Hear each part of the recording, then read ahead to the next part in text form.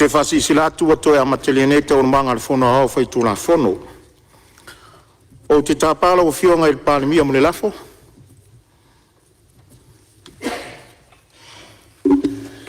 Tulai lava ma le whālor tele tauai lau whionga i le whongfitalai.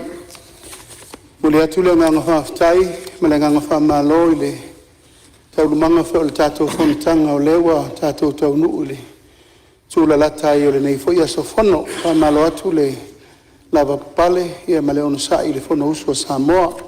Whamalo atu po ia i lato umo tātou mafuta. O lulunga mtanga luenga le maloa e meise Samoa o poto poto. Ma le whaafunga mai o le tātou tunu.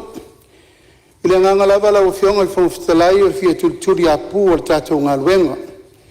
Ua manatuai ia e whao ngā tatau o tātou teimi avanoa i le fiafi ana nei. Ua manatuai whātu le lafo ina i whātati ese tu lafo na tu mautor sulua pupuitasi. Ina i avanoa ai le whao ngā ina o le fiafi ana nei. E whao ngā ai le tātou tu lao le fiafi mai le lima i le fiafi se ia pa ia le tu la iva i le po ana nei. E whao wai e tātou taurumanga.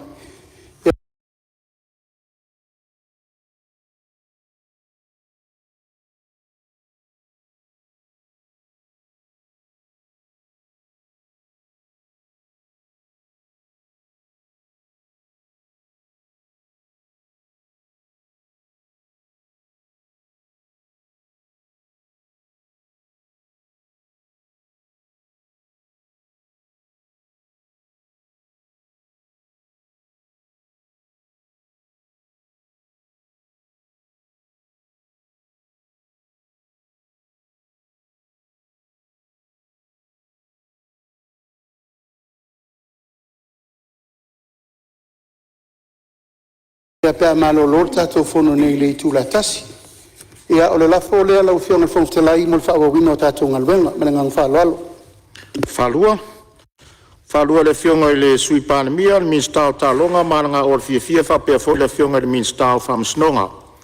Sili, po le a whamaunia le lafo o e whinangaro eisa o noma le ioi. Au ese le ai, ua manu malo le ioi, lima fo il sui usfono. Tura mea sauna.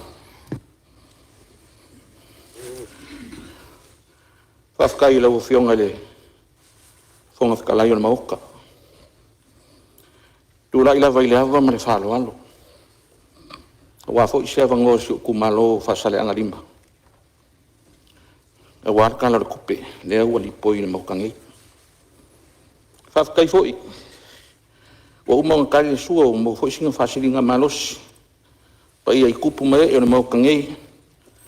Ia ware whaua winga o le kako Hongkanga. Whafkai fo i le ngei kai au mangingo. Mare kai au ko ai le lofa maleanga lei o lo kako kapau sili le lang. Whafkai lau a whionga, whonga whakalai. Le au umaunga e sufi le langi masisi le aku mua. Ua e kakala fo i le whai koko au le whare kala ngai whonga. Ma koko re ka mu ke vau. Awa lo kako waka pui, ma lo kako kapa au sili le lang. Ia vi ia le akua e uli malo sungulava. Whafkai fo i lau o whionga o le fo i o mai au ngai e whakaka whaewa le lau kifa i le moanga sau. Ma e kai le kuru vau. Awa pa ia ma mamalu o malu kawe. Mamalu whaepa i le mauka ngei. Whafkai lau o whionga i le ko whawha mangusinga. Le ko whamangingo ma le ko whakokoa. O mori mai le whamalo ma le whawhakai e ko i ingo si o mako i kumalo i lau whionga. Ma lie le loko i lau whakaukainga o le ngofua o Samoa. O le lako ukala e leo se upu e avangi ai. Se langar ko whae fili le au. Le fili fo i le po. Ioi, ele iso onga filifili au ele kua i aso whapengei. O le whamangianga le a inga sakuala. Panguia kele lau kiu ke mau whaiva. Ia lele malie lau kia. A vea fo ilo leo whakauwaa. Fai mafonga kau mori o sio kumalo. E momoli aku ai le whamalo ma le whawhakai lau o fionga i le panemia. I se ko whauai. Wa koe whawhangu mai ai le whailunga ingo le kuko kasi o sio kākou a kungu Samoa. E pei o aso o mawai. Le aku ngu e pele i le loko ma le mawhau. Kalo whai. Ua kalanga i uko re upenga ngai kai whangua. Ua kangi ule loko ma le anganga. Ua ka wau lava inga ngaro le ngasu ngasa. Nga malingi ai le koko masaa ngai o kākou kua a wala ngā mau kia saa. Whawhakai mo le wala ulia. Ua mai mua sa mua ma le lalangi a koa o saa le ainga sa kuala. Whawhakai lau pule lea. Ai ala falafa lava kunga, lau o fiong. Ele oe seisi o oe re kama sa kuala foi. Ia alo yo whaiwa mangai. O mamanga, o upora kungu e whaile sami e le pupore se kaukai wa lava lunga sila fia i le vasa. Ioi. A le wa e sangisangi le fua nga le lepa i le kai. Ai pole a foi le fufaki o ngadu. Ma sou le anga le vasa. E lolo lava i le angi o na makanga. Ke kele fo i pesenga. Ai makua i le o. Hai mai le launga le aki e kupo. Samoa. Kako kai luma. E awa ia kako ke kai au kafa makua.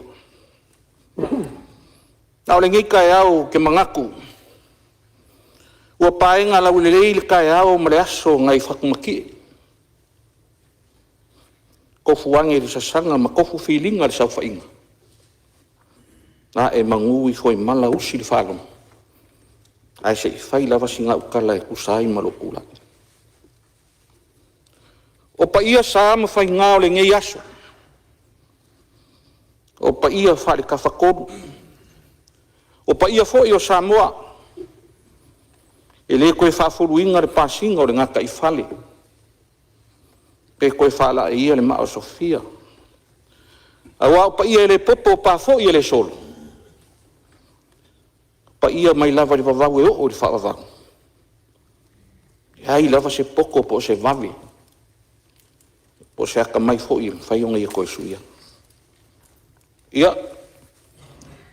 Si oi kumalo e pele e loko ma le anganga. Ke mga kufo i o la kau kufo i le fiso mo nga lau i o pa ia sa mwhai ngā sa kuala. I ri kau wha ilo inga. A wai ka uro sa kuala. Pau lava le o le ai nga sa moa nga masa e sa i le langi.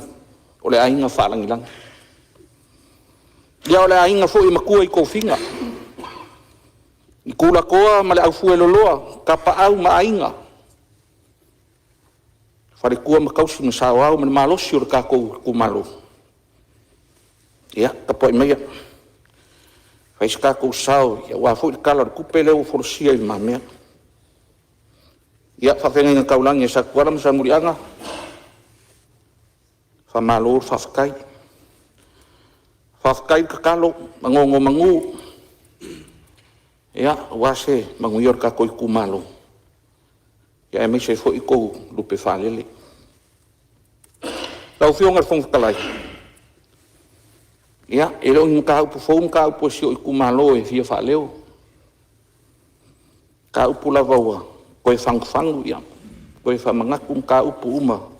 Uma un forasia i le lau lau a fongo i kausanga le kupe uma vai. Ia upu lava e masangi. Upu lava le whakokua i le kaulongolongo. Ma e maua fo i manguia mea lelei. Ia pe a whai kako ke on saima kapkapualu. Whawhakai lava e la ngonga lea ngangar whiwhia i ngawa whaangolongo aku. Kau kalangia e rea fionga te panemia si o mako i kumalo i whawelawe ngā kupu. Kau kia re whawhaki o ngalu. Ia. Awa wale e se kali ngalu. Kele ngā malepe i le mkau kia o le si i o le kai. Nā e o ke whawhekai lea kua e kupu re whawelawe. Ia o mau ngau la unga i kala le kupe uma vai ak. Mai whapea lava, me kukupu i ma whaare lava i kukongo i kumalo. E mua lava whapea kangaka, o feo i le whaipule. Ngai a ngai loa le me kukupu. Ai o whaifo i sanga karusanga i le malo. Ai whaakai, o leo wa sila i airi kai o le malo. Ia ka koi kumalo, agora popole. Leo whaalongolongo mai le a fionga le miska e onga mka whaioi. A kongo ele koe mau ai whailor ka kou karingaru. Kau fionga whong whakalai e. Kau alaku le miska o ngaluenga kikele. Ia pora o fionga fo i kai o le malo. Whafkai kele mo le ngaluenga makango fie o lo whai. Pea ilo leo whakawai whai mo whonga ka moli le kumalo. Mori aku whamalo man whafkai ila o fionga. Whamalo le whai o le whaiba. Koe au ngai masinga whamai an ngaluenga. Mori aku ai fo i whafkai mka ngaluenga ma ngaluenga. Mane ngaluenga. Ia e meise fo i kampangi o lo whakingo inga ngaluenga. Ke leo kai mika ke kakalo i le kua. E ke ua koe pā mai le vai, mai mau ai kau ki ngā. Ia au ke kakalo aku lava i lau fionga kai kai o le malo. Ia, pere mawhai a ngā maka koe fo i loa Malaysia au ara si mala iuka. A ngau whangu ku lava ma whamanga kuaku i lau fionga le minska ngā luenga kele. Le anga wo vai ai. E le koe sefele au ara si mala. O lo polenga. E ke iwa koe kupu mai se isi lolong. Ia on whale anga inga i leo le awalama mokusia. Are awala lea, e le ngau si o kumalo e awhi ai. E awhi ai fo i rei kuokangi. Ia whapengu u kalaku. Nau whionga whong whakalai o le maoka e kaulaku ni minska o ngā luenga kele. Ngā koe whamangaku lava o awala ngā lue o si o kumalo. Ke mangaku paua leo le kumalo i se ungu o lango. Ke le ilo prea me ua misi ai le fufuanga le malo. I le aime se awala ua whaia. Au ke whawkai fo li proke ki milionga. Maua mai ai se mako kupe se lau a whelenga. Whaka kuaile, pea marikor se lau mika. Ngaka mai le meolo i eilfa le a onga male loko. Ia o leo kau makangofia o le nganga male whaloalo. Ia, ka kia kui, au kafa o lau fionga. O reisio mka upu lau fionga i whongkalai. O le vaile kua o iai lango maasanga. Sila iai. O aso la sa vai ki le vai. Ia o aso ngi, ia o vākele. A o ngā pāle vai, ia, e lo longa uma. O le pōlenga o. Ai ainga o si o ngu e lakai fo iai. Ia, e meise fo inge i ke ua. A fia i se ola ma se soifua i lumanga.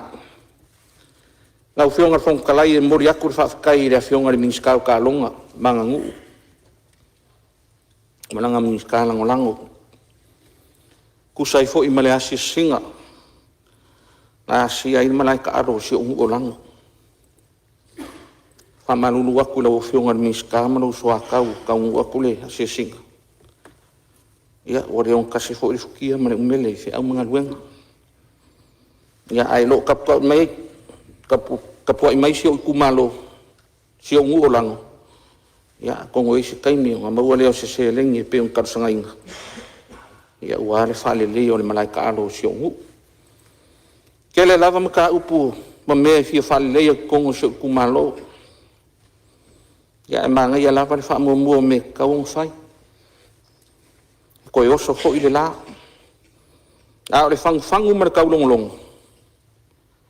Ia e maa kala mai e le whai kokoa a wālong whaki o inga. Whai o kua i mas whamkalanga i lau whionga le kai o le malo. Lau whionga le panemia i mamori aku le whaakai o le ngeiku malo le polo keki 2 milionga. Ko kelenga i along whanga o le ngeiku malo o whau. Ma e a o onga i unga skeo mkakasi ese, ia me se ho ia unga whawhai whiau. O ngā lea vangoa kongi ai o la kou pili. O le wha mua fo inga le ngei ku malo. O onga mwhakoanga. Ia wa o kako wala mo whangau. Ia o le lumanga i leo kako ku malo. Ngai mai se fo li kele o ngisi o vaenga ua makang whakaakia. Pei fo le masingi wa kaungu. So soangi ngā lua inga o whangua. Ia ua whakoanga. Ia mangisi fo i aki ngā e au wāre whale lei o sumako ku malo. Mele moli a koe whaakai lau fionga. Lau fionga le fonga whakalai. Ngai moku ngā awhanga e so soangi aku. Wai kala le kupe o folosia. Le lau lau a fongo. Mo moli aku le whaakai le ngei ku malo i le sui palemia. Na ua fionga muli pola. Mari mkanga luenga. I le kala le kupe. Kalo whai. I le whaingo fie ngā luenga. A leo ka oko i pangari ki o le kaukuanga. Whamalo le whai o le whaiwa. O le kala lava ngai ko inga makua si o mako i kumalo. E lo se upu lava e vangi ai. Se le lale lei o le mingiska o kupe. Ko e lale lei fo i me makango fie langa kala le kupe. Ia, mkua langolango inga lava e whasale anga lima. Kako kala whakakau au kua le kupe pe o kango inga. Ke mga kua kau kongia le pua ngai anga ngoa. Kau o se mea lai e peo le upu e whai ale isi ma kau kolo i kua. E whaakai lau o whionga le whong whikalai mo lo o ngoa. E o le a fo isi ngai fuku. Whamangaro se upu o pā upapa i kua ngaro. I sau whaafonga e meisel pa ia malo. O le kakalo. I ngai a maua pea le on sai. Ma le whaapare pale. Ai mai se file mu le li ia wāre whaafoe inga o le whonga uso Samoa. Whaakai fo i lau ka pua inga se o kumalo. Ai mai se le au whaingaruenga kokofi a le akua. Whaakai ka kalo mai. Mau ai se mangako ala uko au aunga. E mo moli ai ka kou sao i a manguao a wāre whonga uso Samoa. Ni liu le vai o singa whamungia kele le akua ka kou kai o le malo le a fionga le panemia. A mungia fo i le sui panemia le maave o le kapeneta. Le a fionga le sui whong whakalai ma mingiska langolang. A mungia le akua le kai o le ikua ngai malonga au waa. Ia e ala kalanga a koa i sui kai ku kokas. Ia whamungia kele le akua. Whamungia kele le akua i whaulunga o mkanga luenga le malo. Whaulunga o pisingis. Whamalo whai o le whaiwa, ko ngā luenga i le whaingo fie, au wāne kau kua inga o si o kako malo. Ia, whamungia fui kako malo mai whafo. Ia, siri ang whamungianga. Ia sa mua ngei ma le lalolangi a kua. Ia uola ia lofa ma le anga leo le kua soifua. Malo whaftai sao noa i lau o fionga le minsta langolango. Official palmia mar kabineta mata watu no fo le tuli ala vapu wa esel ano le saunwang fa malo fa aftar pena wo fonga mawar mota ya mai se fo yo lo tu malo tap wa mai ya ma fa fonga mai malo fa aftar pena ya o lo wa no perta tu mota mo se si foi su e saunu e tu salta tu tala le tupi.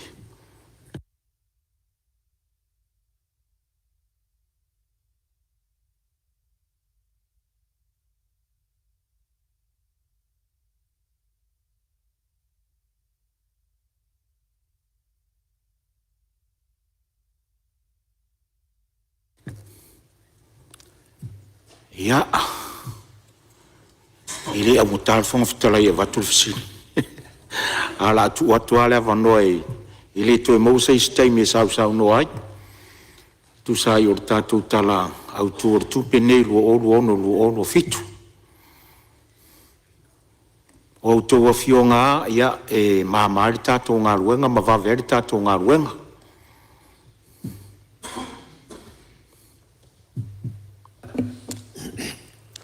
Ia, a whongi e sui o e se mea wa mai ona e sao noa e mta watu o le e to tula i me se mea kina ngalo e sui o wao fonti lo fiunga le whangaftalai, mako rawa male, lo whaku la ngā ruenga, ia pū whaku foi le, tā kou mauka ia mo whinga mako wango whaalua ia, le a whainga lea maranga whaalalo. O talo fa ia e mo le avano whaalua I whaitaungo me te itasi o tato ma le whaalualo. La la whaatu ale o le whatoa se funu ma le lua sui o le mota o sau noa I le tato tala le tupe o lona winga. Te le pasene o I lato e le isau noa. Le ala leo le pipi I ato no foa. Ia e maua taimia e le to e maua so wawa noa. Nei e fisiringia I mea te itasi ai te le isau noa. Wanoa tia fo I la malo wawa noa. O le ala leo le tau le mau atu no fo ne e fa fsiringia I mea tai tasi so wavano ai te le isa uno le tatu tala auto tupi ia lona winga le mfainti tala atu ia no tanga tu la fontu mau ia te o le ala leo le pa ia to no fo mau lo taimi nei taimi Eu whionga whuftalai. ia o le mata watu tu lai mai ia le fionga le minsta lango ia o ngā ruenga tela le tātou malo. Ia a ole sui foi mai ala tau e sifo. Sauno ia o avanoa mo te tu sol saunoanga. Whaftai lau whionga I le whawhetalai mo le awanoa. Mana tu e tō muli so mātou awanoa o no mātou o komite o tupe. Peitai. Ia. O no le ua tau tulituli so tātou taimi. Ia malia e whenua il whinangalo. Ia o le la a matatu ia mātou komite o tupe o no le no fua il tātou mota. Saunoa. Mawalo avanoa. Ua lilinga o le whangakia. Ua pau foi kua au mfomaru. E wā ua kau whaisungu I au le langa. E au te mua I taia le vai a whei mau ka paku di el ka. Mau whapoi whaila mea. E wā ua pa ia el mauka I kia whau. O le mauka e li po ia il tō wha. E wā se manuia o Samoa.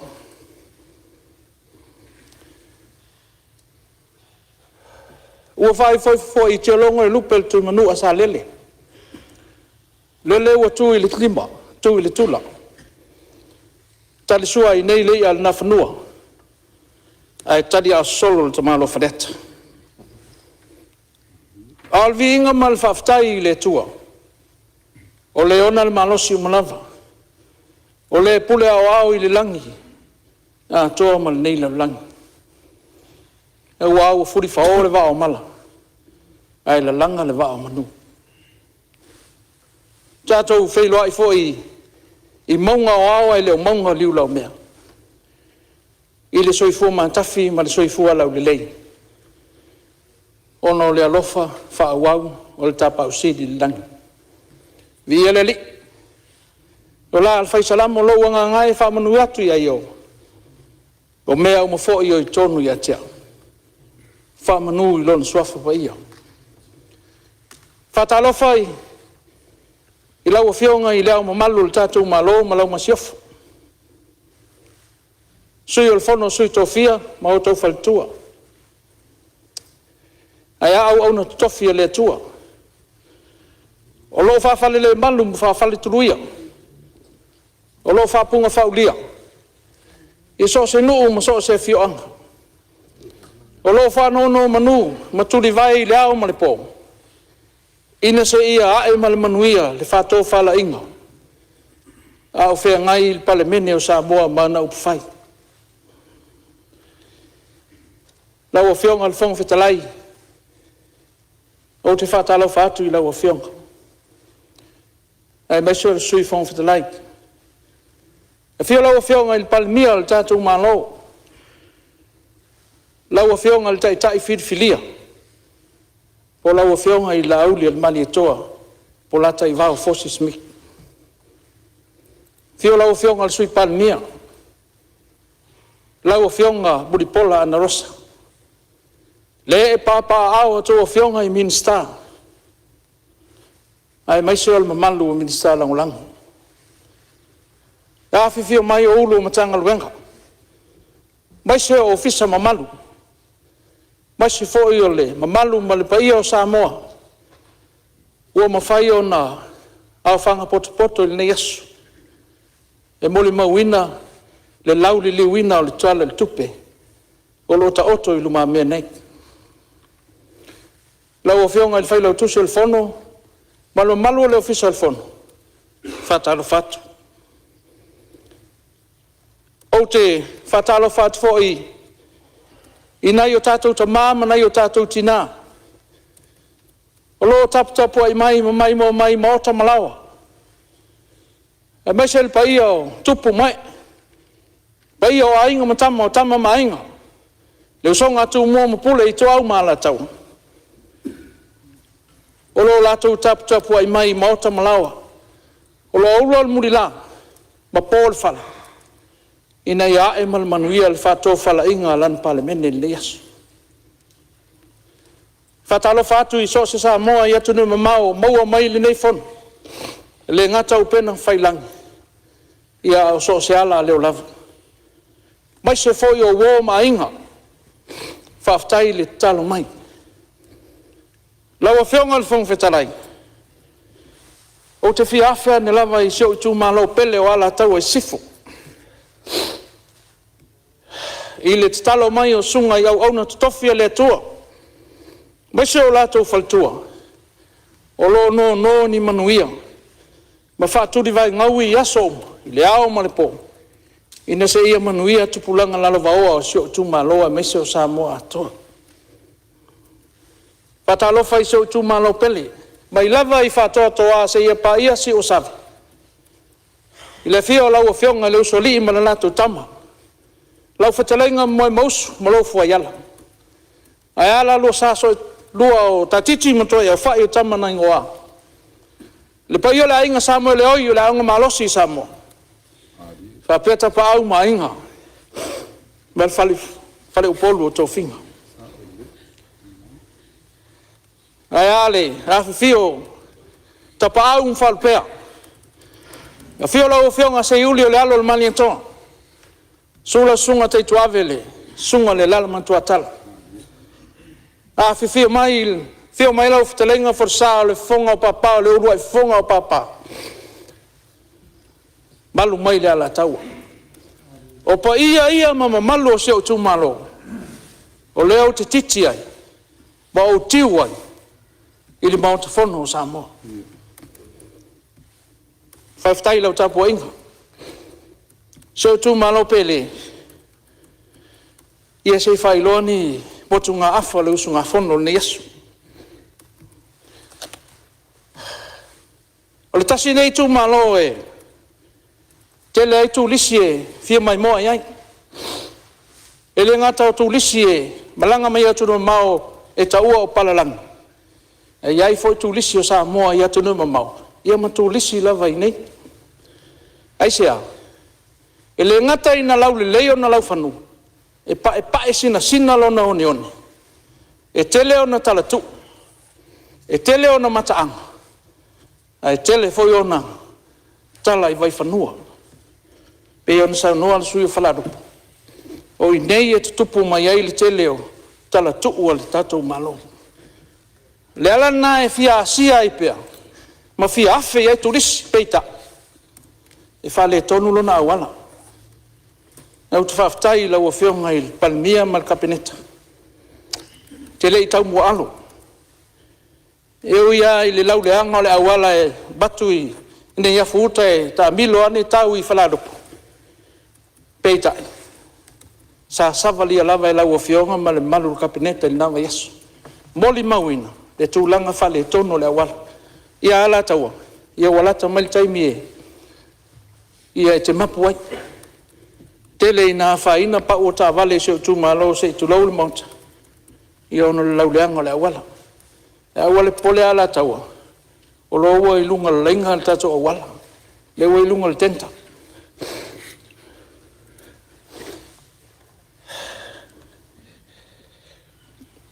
Whaftai lau whionga i le palemia. Tasi neo mata upu sa ulaunga i le whono lena tea i lau launga whatau pou. O le whale aonga o sio kolisi o ala tau e sifo. E whaftai lau umana malele lau whionga le taitai o le malo. O le a whai le fale a onga o ala tau e sifu. Pauolona, e le isai ni e ina se whengainga, e maua mai se grant, e whaatino ai lea wha moe moe. Whaftai hua lau whionga min stawa onga. E le whaingo whiona tawhalau whinangalo, sa tawhatu na ilam. Ia e whaftai u tawhalau whinangalo. Ono le uti uti o lau whaingaluenga, whaftai tele, tolo pulau lau whionga. Bea whai lau whale au, i le whai ungol nei tau sanga. Ai sea, e leo pōsiri fia, whai sina ma mao le wāo whale lima. Ne iafu matufu, maa sau, e tāle wha, wa usua ina i whanau, whātali le pas. E usua i a sau. Whatoa ato e fōi mai ata maitine, i lea fiafi, ina o fōi atu malanga o pasi e salolonga. A tonu fōi, o le whale a onga ne, ia te iloa e ia onga mai ai ma sui o whala lupo, ia ma papa, ia ma sātaua. O le ala na au tasi e matale noa, ina ia whaise kolisi. Au umon ta pena me au, lau whionga i le palmia, lau whionga i le minista wao, mai se o le ofisa wao. Umon ta pena me au, o sual malai, fitu ekal te leo malai, whai e ma le malai whawao ma loe, whai e ta longa si o tatu atulu, e amana umbia, ai tongi tupi.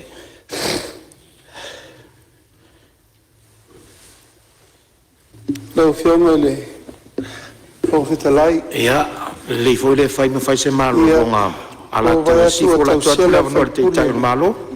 O moringa menga lan tār sanga. Ai mori sirfia.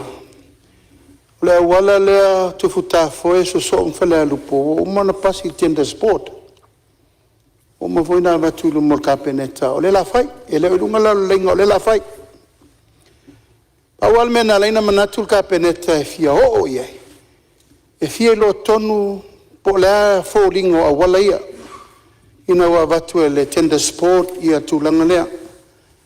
Ma e sa ofesiri leo lo vai esa vai. O la le umi e le ito e whaia a wala ia. O va malusu tau sanga. E wala tufta foi som whale alupu ma le wala si utu. Ma ina alima fuanga na finangalo ka peneta e o il whala u lor tato piri e si sa vai. Mo e vai. O tufu ta foi. O se tasi o nuu e matau tia tala tu o Samoa. La e ta tia. I lo ngā tonu le mūl vai luanga mwhale alupo. Ma le ala fo na mato wo o lava iai markape neta atoa. Tutuai ma tilo i le mea ua tatau na whai i tūlanga tau tulisi. O le mele ngata ile tā matufuta foe a ngā iloa ngai whale alupo. E matau tia fo linga na o le lunga ne o penga ta whai langi Samoa ia tunu i whafo. Le natural conservation o Samoa nei na. O nā fo lai fo linga na a mail fautua ngā le LTA. E ua sona lo te ina le tūlanga i mea lo iai mata anga whana tula. Ia tū mau pēr mata whanga le leila iai le vāo tūwhita whoem whale alupu. Ai whaina o au wala tā i le vāo le meo la lalai tangata. Ai teu wha a nā tula pēr meo lo iai mata anga ina ia tū mau pēr le lei. Pāwal mea awana i o momo a ia le lei whao neone ma whai ino atu tūlisi. E tau tino ele tūlanga whana tula mo tangata tūlisi. Sful minute o mātou tutu le meo lo iai le vai luanga o matangi. Le ala upolu masavai, le vai sua toto, le ana na moe ai le tama, le me fono ai tu lou lava. O i nao lo ta oto ai tala tu o Samoa. Talo fai. E ta te tau atuana o tonga vao le mela iai. Mai la fo mai fatu tuanga la taua, o le wata pena le fa moe moe. O le wa umano o tau tino e le sui o whale alupo. Ia talo fai. E le eise a wala tā i lumo le tato nu talu na whiola. It's never been. Le la fai. E fai ono le alo lofo le vanga fai le tu malo. Ono le wha moe moe. Ina ia fai le ia wala le tato nu i whale alupo. Ai mai se po. E se le tamawa inga pisinisi tau tu lisi la ia il temin nei. Langa na fola mai nofo inga lusu tasi le i faia. De la fai. Alfa moe moe na la o fionga le li instala ngolango. Wa uma fo ina masiasi ma le afionga le ministawa onga.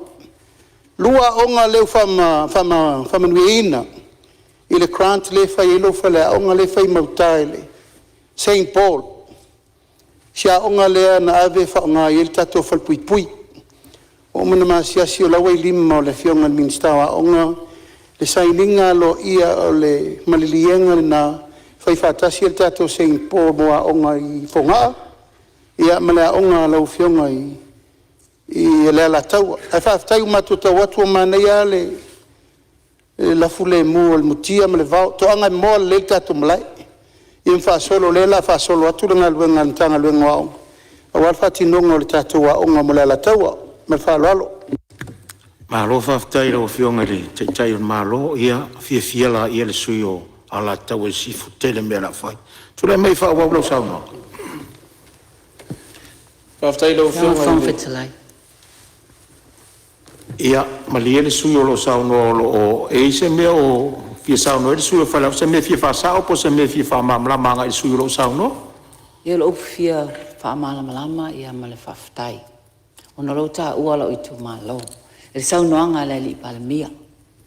Ia ona malia whenua le sui o lo sauna a le o lo whauilave ona le sauna ngar tai o le malo lai whaapula vaenga I o lai tali whaaminsta. Ai a whai te fia whauilave te taurana e whauilave le sui o lo sauna le sui o ala tau e sifu. Te fia whauilave la?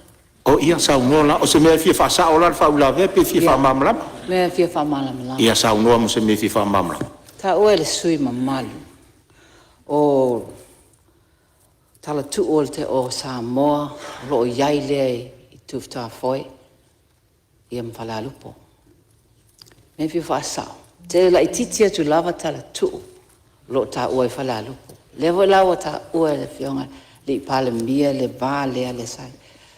Leo lo o le vā whalalupo mtufta foi, e moni au. Me whala nai lea leon fia whaasao atu, le whaafita le ta uo me nai mato nu ele mfaina ave seina lo ye se temi nei lo ta tia le se se inga la titi le va fa nua ia le lo tonu po ta otoi I tufta foi po fala lupo ele yo o tu yai paule meta hua o le wa ala mai le saunoanga le fai pule o neo la fai el mato o wala sawa o ele fionga li palmia ele yai lava sa wala ta ono le tau preserving o le ononi. Fai pela afa pela vai le mfain fai la walta e fai le onioni. Ia fai pea ia mfai ona awane I fai ngatai o le taimine le anga tere awala. O so atu na o mai le saunoanga le talainga le perfecta o mika. Na o saunoa I palmia. E mātou tu atu yo luma mania. Ona le upu whaafatai. Pea pela whaatonu wina le fa mo awala ona eta o lo lofa le tu malo amata tia ona e lofa ma tia o lo wato le tu malo pa ftai me la vanua fiang fo malo sauno ia pa ia lo te tu le ia fiong le tai malo sei tu le vano Ta fa petu mo il fa ftai ai fi fa ele fa sao ele sfala lu po le sfala lu o la fo mai lo fa tu tuang leota o lofa na o lofa nei a fai wa over male fa sul tau sanga le tau tua a e au penia mina I le malo ai le fai le la fai ai sa na le fa ngalo a fi ai sona va tau tua na te malo tu lo lava au la ngona na no I fo ya te ina o wasiasi fa to au alu le lo malanga fa pale mia ta lo fai alo fai tau tua fu toto lo tua ai le ia se au tana fai ia la tatia e la fai lo time ono il fa lo alo walta tu malo io to te lia tu na ia malo fa ftai no fio te malo ia ala tau e sifo ma fale alupo ia tatu o staulanga to anga talo le tua tu sa yo vai nga ia tu lai mai ala tau e sifo fa wa sa no e lo to ma vo lo time ia faftai lo fio le fongol mota ia le iso matou loto e fai ai ule lava lau o fionga ai o lau talo ia lava mai pelo on sai ona I tele nei mana ongo si matou tu malo ia fala lupo e ua te poli le amatanga le o tatu whainga wo e umane wa i e ua te atu ngalu o le lava au te longolongo pui ali i matu i tu matata le whainga malo ina ia afe ane le whina ngalu a le ua e whafonga mai ia le ua la whail ta wala ia se taimi tātara noa ia monisi mea i tu atu ai o le tu malo nei tasi nei tu malo e le ngata o tala tuu e tele o anga vai whanua ai mais o tua maota ma tua lawa le sa sa no foi sui o falalupu o le moli pito i sumali tailo i moli e la umeni Australia ma Amerika a fa au tato malo e ta ofi moli ai fa sauna le moli le mau o mato ele e fa taulia ai e mau in mato tupi lo fionga il pandemia ma le fainga malo ta ofi nei lo moli e o mai fa ai fa nga mai ma sapalai mai moli o mato tu malo ele muta ele uma e fua lava e fa la so o tau sanga uma e o le tius le mea no o ele o sau tu alalo po sau tal sanga i la o fionga al minsta fatoa tasine o mea o lo soifua ma o lai ma tua yesi o matu tu malo o le ava o matou lea e sapalaia le ava so si foi o fai sina ma o lungo le tau o le pia i le nei vai tai ma le alcohol peita o le ava sa moa lea mai o i ia la tau e sifo o lea e wa tua yesi o tatou nai tangata lima vai o se tatou antunu fa mole la o fionga al minsta anto e maua mai ngai ma keti fo ngai fa foi fa alu ele ava samo ono le sa poloka ia o se lau pasene la o fionga vatula o tolu pa lota mo la o fionga ia pe fai e te tala mai le ava o te fia fai se leo ala tau e sifo la o fionga al fong fitalai ile tala tupe fa aftai tele fa aftai la o fionga ile minista e o tala tupe la o fionga i le sui palemia e le selu atu i o faiva alo filima mai se o matanga luenga o tupe ia ma le tele o matanga luenga sa a putputia ma faufauina nei tala tupe ia o tala tupe nei se tala tupe ese nei sa o mai moa sa o matamata mai fafu ma o falongolongo mai ai fafu ale o mai tono o palemene o se tala le tupe winga ese nei lu ono lo fitu ile tatou vai tau lo fengol fong fatalai fia fa maunia sa utala ona mai lava ile fa na mai ol pepe tu lo ia e tau lava i toi tangata o le a fai wi wana ngaluenga i lalangi dei o lo maua na fa maunianga e o ia inga ole au tu ole ol tala le tupele le te vai tu ol fa winga inga le ainga le luma lava au tasi ile ngafa tau li maina o ati na ma nei e foi fauinga ina o le winga ainga o lona winga ai o le mele o fasa lafai ma fasa fua il tala le tupe ina ia o lava e o lava il tangata o lo iai mana o ngatu mau o tino o le tangata ua o lo tapua i mai maota malawa ia o lo o te i whamanu yanga e o lava i ainga lima vai e lenga fatia o na fawina ni fale ia o lea o atu whamaniang. Sa iai le tausanga lentea. Tol se lau mun tupu pe fast food lima. Lea whainga o ainga. Sa mawhai o na o atu iai lea whamaniang. Au te whaftai. O lea uto e si ilai titi. Lona winga. Wa umana nofo i le whale ato apa na apa. Au te lo le la whapi e toi mapiliki ma whamalama. Whaftai lau o whiongan minsta. Ia o lea whamui mue ta ua. Lau o whionga i le fong fetalai ia ele tele na wani mana o ngawala tau ai a failo au wala tau sanga nei te fai atu e whaupopoina ia tupe fai atu lisi paua lea o le tumalo o lo fatatali mai ai palangi e fia o mai moai pe ale leo na awala a le taimi fai a leo na awala to e o hoi leo na matawhanga i le sina ma le pae o leo neone ai fia wha malu le sami malenga tai fale o ala tau e sifu e te wha malu ai e maua nei ngala la e maua le tius sumalie ia ulau ele ma ulau whanua lau whengal whangwhitalai whaftai tele lau awanoa ala tau e sifo ia whaftai lau tapo inga. Lea ngai o mamalu mau pa ia. O leo te tiu ai i mau ta whono sa mo. Whaftai lau pule lea. Whaftai i lau whionga i le minista o le poloketi. Lau whionga le whawhetalai. Ia, o lo iei whau i la vea lau whionga le minista langolango, ia tūlai mai sui o sa whatatas. La se me te whina o whawhasao te whamamara. E talu ai ona o whalongolongo atu ma le totoa o le a whaewe la aunga le sui mamalu ala tau e sifu. Ia sa o le mana o lava o te wha ui la vea o sa onua le sui mamalu. Ai e sinta mai mea la ititi a le alanga o le whafonga lo i tu malo. Pe ana sila fie le palemene le maota e tasi ale ainga malos. Nei whapea ane o lo ono funofo a le sa onua o whapea e fo si ainga malos. Ai fa mol mole ala tau e sifu e tasi ala inga malos. Whaftai loa molo wanoa. Ia, awa ia le mata tungatangi o ele inga malos si safat. Ia, o winga o launga o aso whapenei. Ia, tātou te malusi uma o le pule whasoifua le tua. Ia, o ia le tungatangi.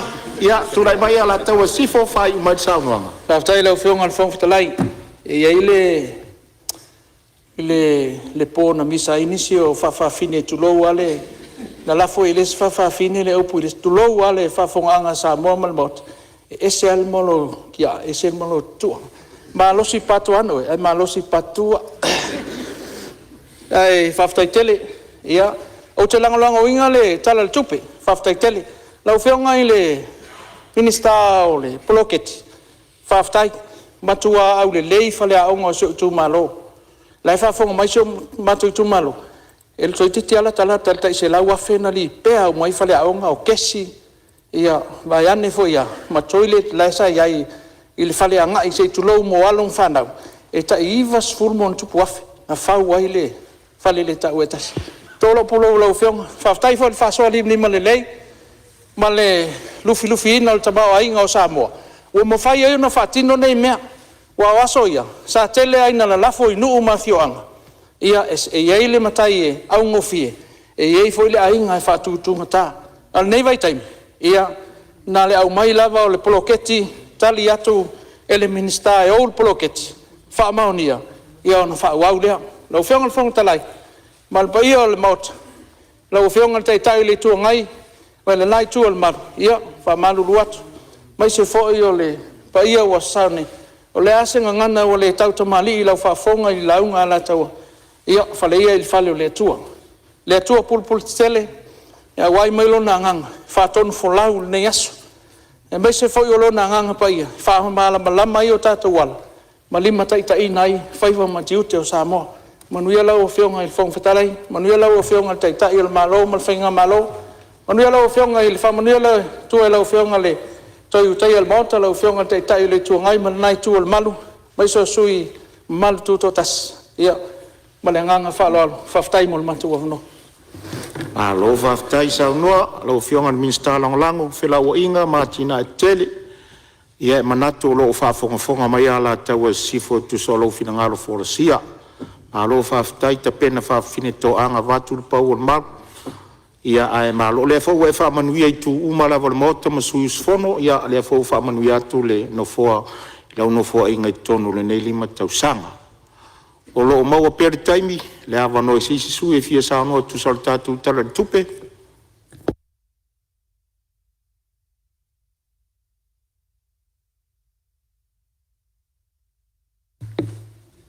la wa fiona le fong talai ia o le o ma watu le o tu lai mai le minsta langolango mtanga luenga fam snonga mtulanga tau fam snonga sanga ngato tu lai mai sa uno tu sa vitala tu afta ya tu ila wa fiona le fong talai mo lo wa no sa fatu tu ai se manatu ya o le manatu atu fo ile la tala nga atoa ya ila mona ya atono lo la le leile nei ia watu ai fo i se motu nga afa fo i ale nei tu malo tu sai fo i ma le tara whatau o le tātou tupe le tamau a ingo si o tātou watuno manato leo wa mai o na mua ispili le anga le lei ma le alofa o le atua nei tai au man mei asu nei tula ia te au langanga whaaloalo e tula ia tuai whawhelo ia tu ma whataro whatu I lau whawhionga le whonga whatalai o le mota. Whapea sui whonga whatalai. Whataro whatu I lau whawhionga le palemia ma le sui palemia. Minista lango lango. Whataro whatu fo I lau whawhionga I le taitai o le tuangai ma le sui taitai. Ai mai se fo I o sui mamalu uma o le palemene o Samoa. Whatalo whatu fo nei tai au I lau sunga le whailau tusi o le whono ma le sui whailau tusi. Tai ngange fo I whaululungo o mta ngaruenga uma o tātou malo nei tai au. Ai mai se fo I nisi o tamali tupu mae o le tātou atunu. Ma whai o na moli mawina nei aso whono o le tātou malo. Ele manatu ale apuni ala vapus whamtalanga. I pa ia masa o lo tātou malo ma lo tātou atunu. E tau ia I nau whapai atu I seo tu malo sa nganga tolu. Seo walarwhanga wale I sa. Pa ia lava lea wale fio ainga mta pa au. Whale upolu a tō whinga. Lingata I lea o seo awhioanga I lea waa. Pa ia la lua whalangilangi tuala msala ma lo la maupu. Le whale sifulu ma le whale valu. Tangange fo I ainga mtulanga o ainga marisu. E ale mamalu lo la tolua I mtua whatalai a te vanga mai whale maupu I asale murianga. Peta iane o le taia o mre aso nei rofo alo fatu ma whatalo fatu. I le whaafonga tapu ai mai ale au malu o le tātou malo ma le masiofo. Sui o whono a sui tofia. Le ngata I lea o Samoa atoa. Le ngata I Samoa nei au atunu I mau. Malo le soifua, malo le langi mama. Tālofa lava. Peta iane nei tai au ma le whaalongolongo atu au. Whaasolo fo ia. Laungo nisi o sui malu o le pāle mene nei tai au. Ua whalongolongo atu ma le tutoa I le matango fia o saunoanga. Whatupu manatu fo I mo le atina ina o le tātou mano. E mori le nganga whaftai la wafionga I le minista o tupe, la wafionga I le sui panemia. Ai maisi o le matanga ruenga. O komiti fo I taitaifono ma komiti malu o le tupe. Tusai ma le lau viluino o le tamao ainga o Samoa. Whalongolongo atu le nei tai au mai le aso ana nafi se ia o mai le aso le aso lua o ana nafi se ia o men nei aso. E le ai ase sui mamalu e le tangi sa I sona manaonga. Mo lona I tu malo. Talo whae la wafionga I le minista o tupi. Malo le toa, malo le whatoa toa, malo le lima le lei. E le tali tonunga o Samoa o le atunu e sa ili le tua. Au la fo ia le faisalamu. E onge mea le ona ta noa malato fia ai. Ai le eise me le leia mati vai le sa ili ia yoga. No manatu le nei tai au. E le tali tonunga I uma le paya inga nei. E le mawhaina uma le wha malia ino mana ongo I tu malo tai tasi. Tangi sa atu I mea fia wha le leia I tonu I tu malo tai tasi mafio anga. Ai maufa le loto I le wha sosoina o le tamao a ingo Samoa. Au Samoa e le aini o na ati na e foi lea nga osi. E maua ini a lato tupe fasili poni lato exporte a wina atu I fafu. Ina ia maua iso lato tamao a inga le lei e wha sosoa mo le malo maona tangata. Whalongolongo atu nei tai au. E le tele fo I se pito la wafionga le minista tupe nei mana ongo la utu malo. A e taua ina wha o atu. La ngolai wha fonga mailo utu malo sa ngang tot. O nei fo I mana onga le ni mana onga I fo. A tono e le taimi sa au tanoa tua I le taimi wa sola. Le amatanga o le tātou parlemene. E nei pai inga. Ma wha lau iloa tua I fo inisio mana onga o la utu malo. O o ale isa ia ele to tau whamatalaina tūlanga wa iai ale isa ia wala masalo leo wa maua o whalongo tala wo o tua iasi a singa ale mata ngā ruenga teli e wha inisi o tū malo sa o wo iai ma e fo le mana yo la to wala ngā rui e inisi tū malo e leo tū malo uma o whale tonu au wala e wha inisi o tū malo o lai le leo la to au wala o nisi e tū malo, o vai pe le freeway le o lato o wala ngā rui. A le mea tupu, ka ke le va aia se ka ngako iei ku malo o makeki. Ai mola si la fiala wa fionga le fonga talai. O le mafua anga o nei au wala e ngā rue tātou titangi sai. O le ati inga e inga o le tama wa inga o le tātou watunu.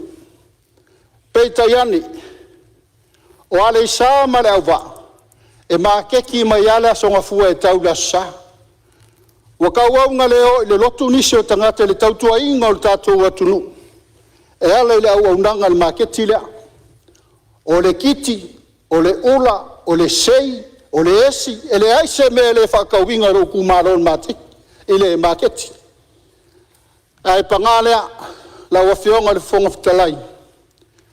E la ngona le alofa ma le vava i atu tūlanga o awala o iei ale sa. Manatu fo ia le ngā malainga wo o iei le si singa mtanga ruenga.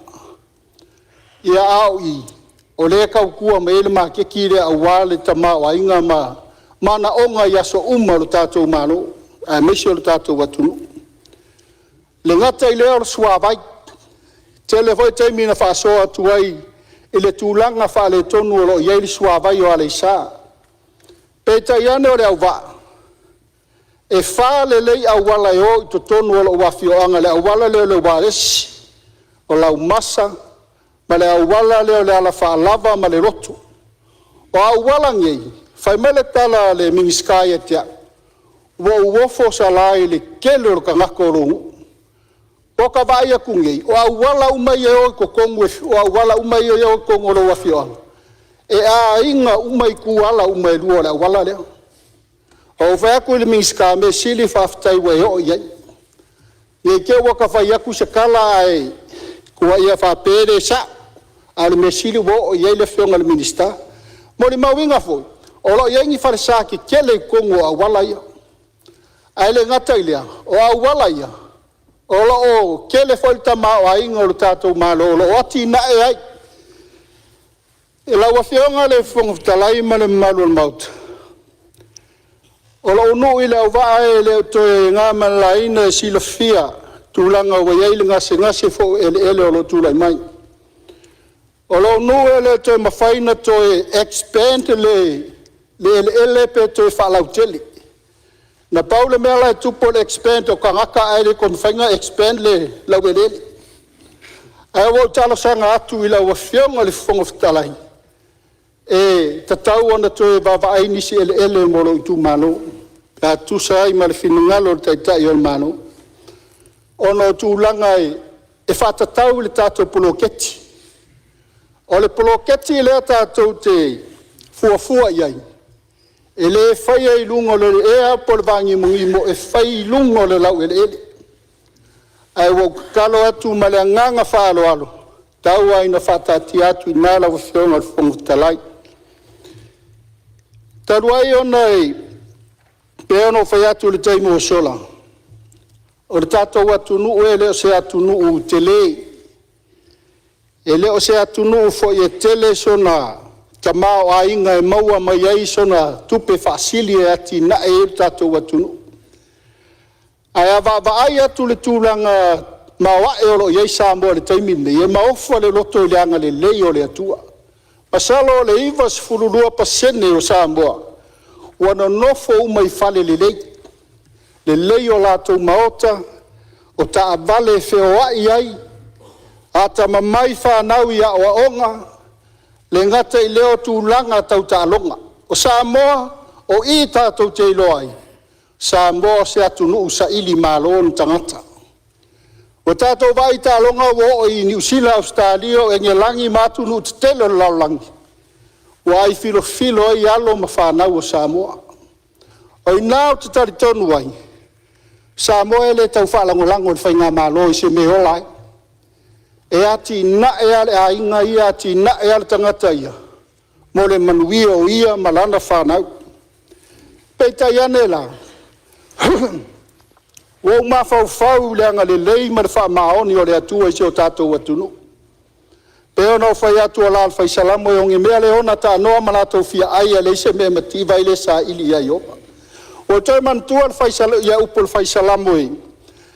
E whaas fulu whai upo e lima. Whai mai upo wha pene i le whai salamo e o vai. Ua tele lo ua lofa ma lo wanga le lei a te matu. O wa venga ma lo manatu mai. O te fia lau bina atu. O te fia wha iloa ma tau tala iai. Ai le ma whai tau di alapa. Peira se io se langona leo no tanoa tutulanga lea. So i fua mai tātou o se atu nuu e vai lona tamau ainga. O se tala whaatu sau tātou wa ai ai le. Tūlanga wa iei tātou taulanga taimi nei. O le malai tia whau. O te le swing o le wa ai. O le telefo i o tangata lae. E au mau o tātou atunu i whafu. O le lātou wātala e toi fio mai Samoa. E toi fio mai Samoa. La lau ke ilo e leise me mau ai Samoa. E le umar fio mai Samoa. Ai si alanga o le atunu e pele i ate i lātou. O le atunu e mita ai. O le mea lea. Tau ai na soso atu nei tai au. Lau a fionga le fonga fitalai ma le malu al mauta. Pea no ufai atu. O le anganga whaftai le i le fionga le ministao tupe ma whaasosoa ino le tamao ainga. O le mea alofa le atua e avatu le mawhau le lei. E whaasosoa i le tamao ainga o le atua e ala i le whainga malo. O lo nuu e pēno whai atu. Whaatupula ia le whai numera o lo nuu i lo i tu malo. Ai eisi mea leo te fia tanoa tuaila wa fionga le whangu talai a meisi o le taitai o le malo. Peo no whailo atu. Ua whaatupu tele ina le tangata so i fua i tono nuu nei o le au wa. O stala whaatusa. O le fua le whakua umatu nei tuto atasi o le tātou malo. Ngā ole le teimi o le whaafia fianga o le afio anga tuala msala. Pa e loa loa le malai lea. Ai kasi ale ngu unga o mai. Mea voi lenga kau kawhi ofia kua ia le isa, o le ofi o le malai. Alo i tu malonga le ruangu, mea lea la wafionga le fonga fitalai, o le isi lea mea nofa lea tua i tono o le uafioanga. O le whaakupura ia mo kele o kangaka. Se fulu mo kupu farsala iei. O lai ai filo ai kukongu, malai ola mga fuanga. Le fionga le kai e pikupo, le fionga ia Moses. Lai ngongo manguai, au wase mangui o Samoa maung kangaka. Mele ala wa fionga le fongfitalai, o te fia pai atua al tūlanga lea. Tau wai na tati atu, le a whai le finangalo la wa fionga malmalo, o mga umia se kofi au, le au wa ala tauia. Le ngata i lea, a se tofi fo i mo le ala teli. Ala ngo whai aku. O mau ia o te tala noa tua i wha maungi ai. A whaia se laubi li paelo le la avaku ngai malai ola mga fuanga. Longa winga e fola umar se laubi li paelo le se i o maile ala kele se i uma mai. E sila ili wha soa inga o bil paelo i e wha e se lau. Ioi. O ngā la o lea kākou ke kuli mo le ami o tonu o le whainga o le poloketi. A whai o le ami o tonu. Au mai umare ala kele se ia o mai le au va e whaasora se lau bil paelo lea. O le kari o lea mea, e whai ngofie. E le ai. Me le ua tatalo atuaila ua whionga le whongfitalai. Pe o ke le koe sau le si lima pa inga lea a whai o walua kofi o le mako i kumaro. O le ngaluenga sili lea ngo fia iai. Leo ke kalo kuaila ua whionga le whongfitalai ma le taitai o le malo. Kaua inga ka kia koe whai eri ko wha mar whaukanga mar whaasoa ar ka ko malo. Pea lo whai atu ia o skala whakusa o le si mau e wha maungi ai lau wha mitalanga. lau fionga le. Ia, whamalu Ua te lai. sui o lo saunoa o lo tulai mai le taitai le malo, saunoa o lo fionga le ripani. O lo o mai taupe ma le tutoa le ta ua o mata upu ia e langa mai le sui malu I lo nei tu malo ta ua tele. A mata mai ala whaala lava ta o oto nei whaala lava ia le isa tu lau lava e manu mai le au waa manu mai sa le moa manu I whale asiu manu I whasto au ale isa le ala whaala lava le ta oto mai tua. Mai ala ia lau fionga le whangaftalai o te ioe e te taun whai whalei. O ta ua ala ia wa umana whatatia pau al meon te whala fule mu. Taimi o whala whafusei a wala whala natura leu sao no I sui. Taun whai. O umana siasi ai le fionga atu e lupe le fwoi no wa siasi ai. O no ta sanga nisi le tunu o lo no nofo no whanga o whanua le nupi wha. O le lopo o feto si ele leine pa lota I a ngai lau waa po o sale moa po I le wa whamawina. Tulanga le o tula ia tuai o le mele usau no I ele sui le tofi mo le au waa. Ina nei tele vave tele atu le tala le teimile nei. A o lo ilo le tatou tula fono whainga palota. E ta o to tonu a iale mele usau no I ele sui. O whainga ua mawai atu. Wa mai ai tuala masala tu I to tonu o sanganga. Ma whai ngoa ai tau tu malo o sanganga. O le whanau nau ta ingo le tātou whainga malo le nei. To e wha fo tu malo I meno mai whalenga no. Lewa iei lo tau tofi o lewa I le tofi wha pitoa mo le au waa le teimini nei. Awa le to e la tele la o sanganga. A tono ele taimi la o fionga le li fai pule. Fei loa ele tātou I tu malo, male malo. E to e fe siri ele tātou I tu malo, po fe tonu a yeilo tau fina ngalo. Pe tau pe o tau o sa nganga. Pe tau te toi fo I le ngua nganga e maunga numera tasi. Le meolo I yeilo tau fasino manga, I le mea sa tātou. Tu lau lava le toi tau lana nala na tātou ho mai nei. Ia ono le wha lava na tupu. Al whanau nau ta ingo le tātou whainga malo.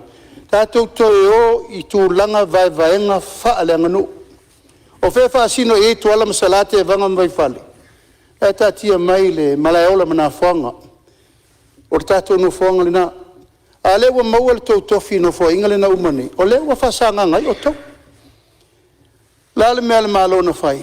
Nā mai patamea sa malaeulu ma maunga. Tu whatasi msa leula lewa leise tofi o sa leula. Whamoe moe le tapena. To e wha fo I ale tofi o sa leula I a sa leula. Wha tu mau le tofi o nganga e maunga numele tasi a numele tasi. Nganga e maunga I nganga e maunga numele lua. Ma nganga e maunga numele totu. Hai ua te atu ngalu. O le me siri marita ua naua I le tofi mo nganga e maunga numele tasi I tu mua. Pau al me le to e fesili ai. Pe tau te fina ngalola. E wha ingoa o tau. O sa nganga. Ia, taliu e popo e langa umana whatatia ngafa o le atunu. Ina nei tu lou lava. Nei toia mai o to I to tonu o mea lo I airi whare tua masanga. E leo sau tau pitanga lea. Ai fasili atu pea.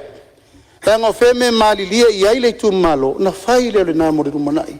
Ina iso o longa le leifa moe moe. E tatia mai. O le tu la fono o whainga palota leo toi ave o mai tua. O nanafi.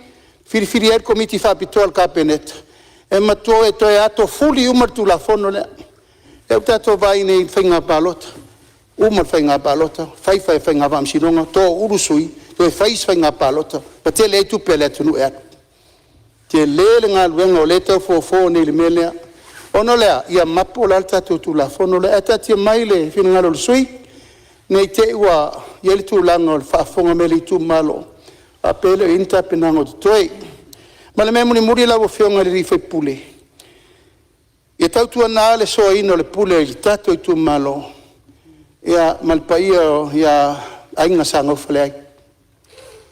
O le mai moa le tunu usala. Toi titi ana te tupu lo ni whaalawe lawe e tatou te le manomi.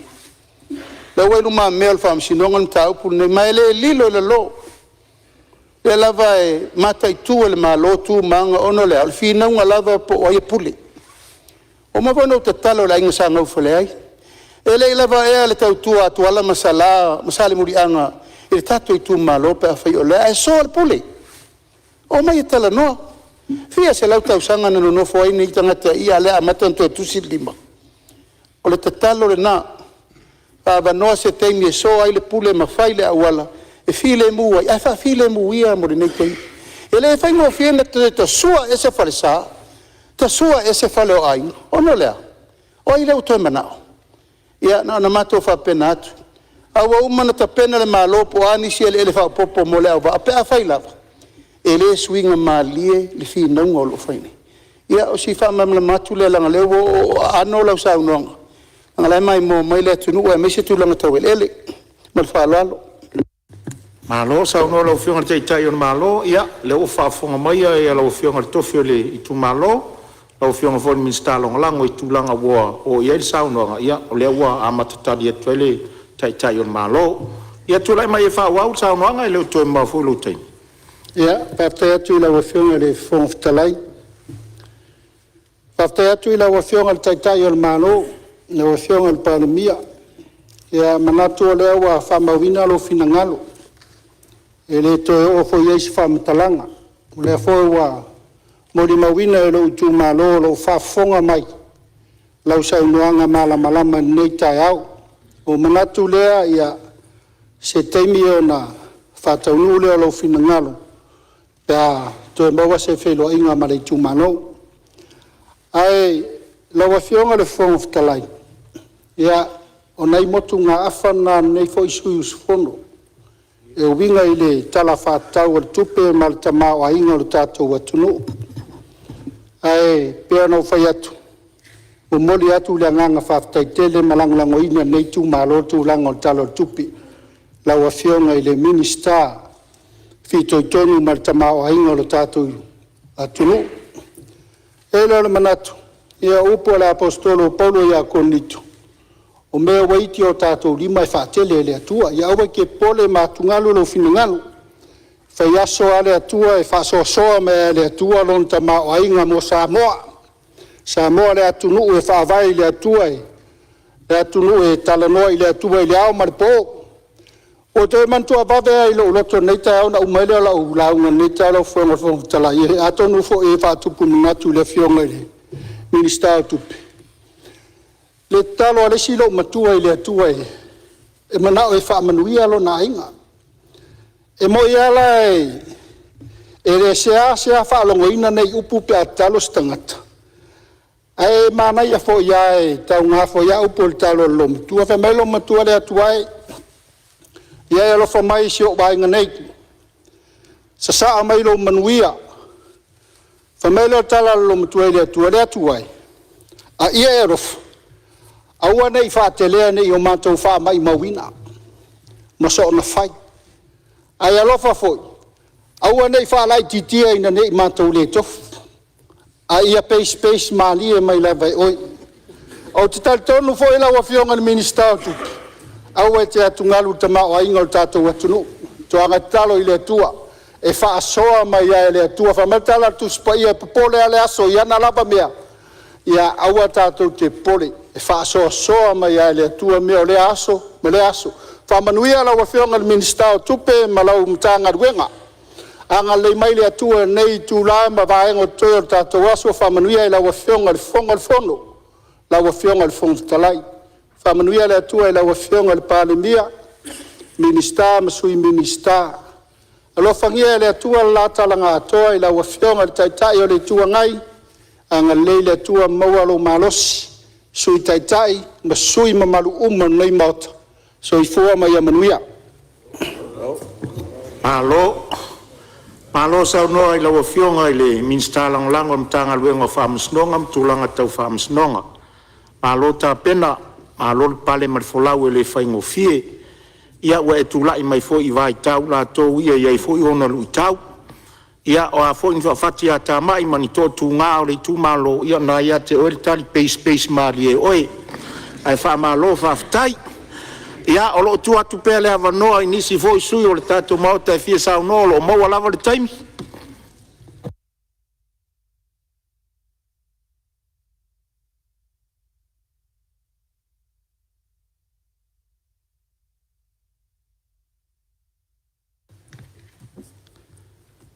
o ia tu whātūtūnga tāl maota. Te rei lopo ono o le maluta au, whaisi malosi o le maluta au, po la se isi tu whātūtūnga tāl maota. Ia o le tu lai marita i te malo, ia, la whatuia lau whionga i le rika. Wa lo fatu lau fionga le fong fitalai. Ia, na ona valvorusia o le la au, po la se tō whai lau fionga. E ua mata mea le sui komiti o tupe. E pa tato mailo le malo longana nei. Tofi mai o e launga, o e le launga. Tato o ia lau mea e umil tato temi o fitu na ilava e nana vena atu. A le ua mata mea le launga le komiti o tupe. O le a mata tali na le malo. E ana multa ia ila ia le fionga te teifono. In tato fa solo ila ia. O le ua fa popor tato temi fono. O pa tu mai mau temi fa popor. Pe alengi si launga. E ana fa pena atu lau fionga. Ia. Whawhtai sau noa lau whionga le teitau le malo, lau whionga le ripalmia, o le nganga tonu ana o le tuawa noa ai le whongwhitalai. Sila fo i autou sau noanga. Te le lava na overtime o ne tu watu lava le ava no e sausi autou sau noanga. Au manatu fo i nei aso fono e toru. Ia, o le whaatu tunga tāre maota mai tūlanga whapena. Au le nganga fo na sa tau fio fiele no foa. Ina ia whai ua i le komiti o le tupe. Ia ona whasolo mai lole o le tali ana malo. Ia e peita iane. Ia o le alava sufi atu tō fina ngalo. O le li o le no foa. Ne ia i se fina ngalo e whaari le taimi. E au ili ali tātou tala le tupe. Ia aere ia sae lo fina ngalo. Ia ele mwhain whamaria ina ali tūla fono tū mau. O le tūlanga na nā awa ia ili manatu. Ia o leo sau nor tai tai le malo. O leo fau tau whafonga le rafo pasia. Tātou ngā ruenga e amata le lima ngā ile iwa. Ia e reise au ngā tūlo wana ngana. Ne i salan ngana le fonga fitalai. Tātou tau a mo ina ia vave le tātou ngā ruenga. Ai lei whaatino ina mai e utou a fionga. Tu sai le tala le tupe. Na e ilo le manatu o le nofoa. O le a tātou malo lo le malo longa i le aso nei. Tātou toi tau a fia i le lima i le afiafi. Se iau lia le tūla e iwa. A tono atu ia ia wa a noar tā pena ina mai o tau fina ngalo. Tu sai le whamoe mo. O le vave ar tātou ngā ruenga nai o tau wa au. I le tūlanga nā le fo tau whafonga mai. Ia te lana whai o le komiti o tupe. Ia e peitai. Ia o le wa amata o na tari mai komiti o tupe. Ia o tātou o se tūlanga la whasolo na tari malo. O le mele ia e to e watu whawhautuanga. Nā tuar no foa, a tātou to e tau au fia le a fiafia nānei. Ia la whapenau na malu rau tau, tau tā penanga i tu sao le whamoe moe. Ai, o te whasisila atuai o le a tolo pōta o le manga le whona au whai tu la whono. Ia se iau lia le tu la e lima le a fiafi. A wa whatatia ese mo taimi nei, ta wana manga le whono au whai tau la whono. Se iau lia le tu la e lima i le a fiafi. Ai wa tāpena ina le tātou tau maftanga le a uli, i le mautau lo tali ai lau tau sua. Te wha sisilatu tātia ese tau manga le whono au whai tu la whono, mo le malo longa le uli, se tau au fia le tu la e lima i le a fiafi nei lava.